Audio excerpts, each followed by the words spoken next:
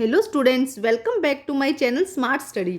Students, आज हम directed of education की तरफ से दी जाने वाली वर्कशीट नंबर 21 करेंगे, जो कि क्लास 6 की है और सब्जेक्ट है सोशल स्टडीज़।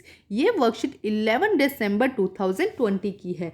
तो आइए शुरू करते हैं आज की वर्कशीट शुरू करने से पहले प्लीज़ मेरे चैनल को सब्सक्राइब कर दीजिए।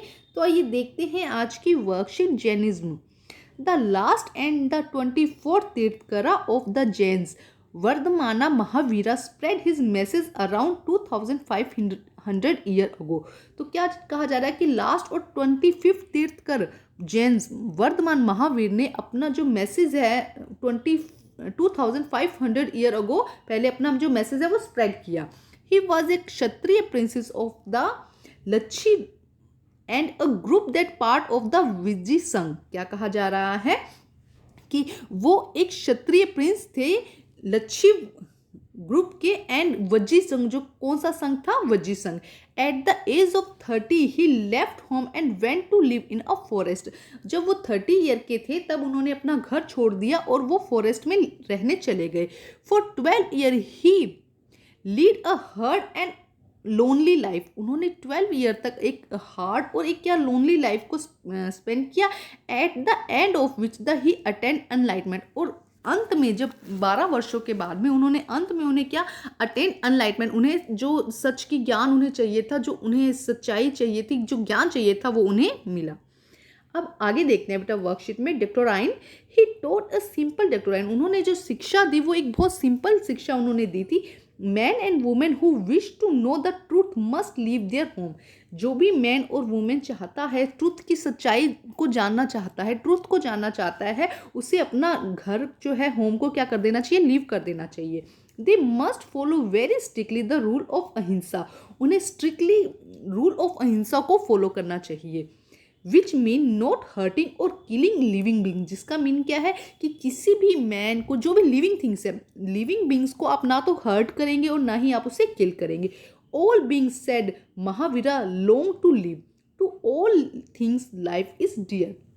तो महावीरा क्या कहते थे बेटा? वो ये कहते थे कि जितने भी एनिमल या जितने भी लिविंग थिंग्स इस अर्थ पर है वो सब जीना चाहते हैं। उन्हें अपना लिव क्या है, अपनी लाइफ क्या है, बहुत प्यारी है।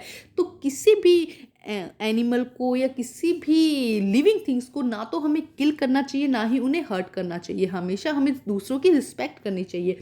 Ordinary people could understand the teaching of Mahavira and his followers because they used Prakrit.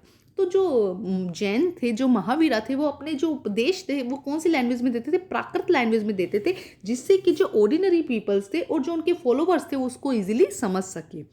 Next देखने क्या लिखा है बेटा। Thousand of people left their homes to learn and teach the new way of the life.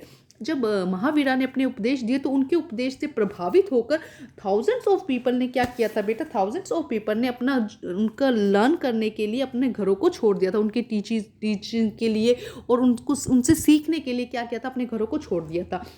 Many more remain behind the supported those who became monks and nuns, provided them with food। और बहुत सारे ऐसे थे जो उनकी शिक्षा का पालन कर रहे थे, उनका उपदेश सुन रहे थे और उनके उपदेश को समझ रहे थे, और वो उन्होंने घर नहीं छोड़ा, बल्कि वो क्या कर रहे थे? जो मॉन्क और नन्स बने थे, मतलब कि जिन्होंने घर, देखो जो घर छोड़ देते हैं उन्हें हम क्या कहते हैं? भिक्षुक, है ना। तो उन्हें क्या कहा जाता है? Monk and nun. जिन्होंने अपना घर छोड़ दिया था महावीर जी के उपदेश देने के लिए, जो चले गए थे, जंगलों में चले गए थे, जो दूसरों पर आश्रित थे, भोजन के लिए दूसरों पर आश्रित थे, तो उन्हें क्या कहते हैं? Monk and nuns. मेल को मॉन्क्स एंड नन्स, फीमेल को। तो उनको फूड प्रोवाइड करवाते थे। कुछ लोग, समझे बेटा क्या कहा जा रहा है यहाँ पे? ये कहा जा रहा है कि कुछ लोगों ने तो घर ही छोड़ दिया अपना, और जिन्होंने नहीं छोड़ा तो वो दूसरों को, जिन्होंने घर छोड़ दिया था, मॉन्क एंड नन्स को क्या कर रहे थे? फूड प्रोवाइड करवा रहे थे, बट वो भी उनके फॉलोवर्स ही थे। नेक्स्ट देखिए क्या लिखा है। Follower of Mahavira who were known as Jainism had to lead very simple life.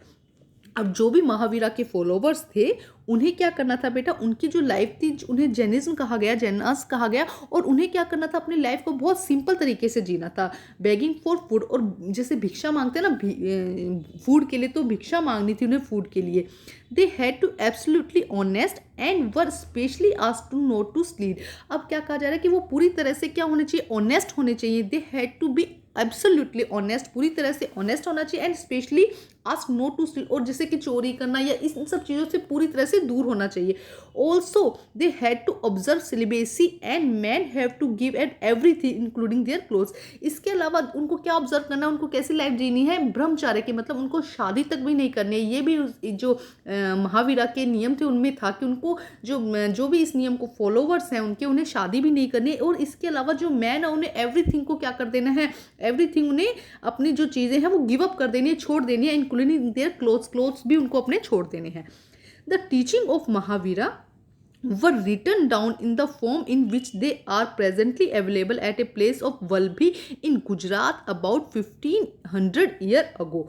देखो क्या कहा गया है कि जो भी टीचिंग महावीरा की टीचिंग थी रिटर्न में आज भी प्रेजेंट है। कहाँ पे, वल्लभी में, गुजरात में। वल्लभी एक जगह है जो कि 1500 ईयर अगो पहले जो लिखी गई थी वो आज भी गुजरात में वल्लभी एक जगह है वहाँ पे रखी हुई है। ठीक है, वहाँ पे लिखी हुई है। अब हम करते हैं इसके क्वेश्चन आंसर। बेटा देखिए फर्स्ट क्वेश्चन क्या, what were the main teaching of the Mahavira. Mahavira की मेन टीचिंग क्या थी बेटा। देखो जिसको भी सच की खोज करनी है, चाहे मैन एंड फीमेल कुछ भी हो, उन्हें क्या करना होगा, अपना होम लेफ्ट करना होगा, अपने घरों को छोड़ना होगा। इसके अलावा उन्हें पूरी तरह से अहिंसा का पालन करना होगा, स्ट्रिक्टली क्या फॉलो करना होगा, अहिंसा।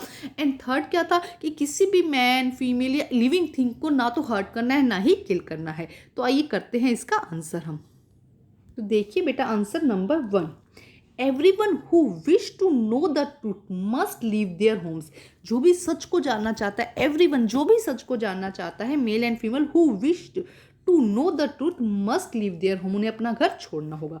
They should strictly follow the rule of अहिंसा, अहिंसा की रूल को फॉलो करना होगा strictly।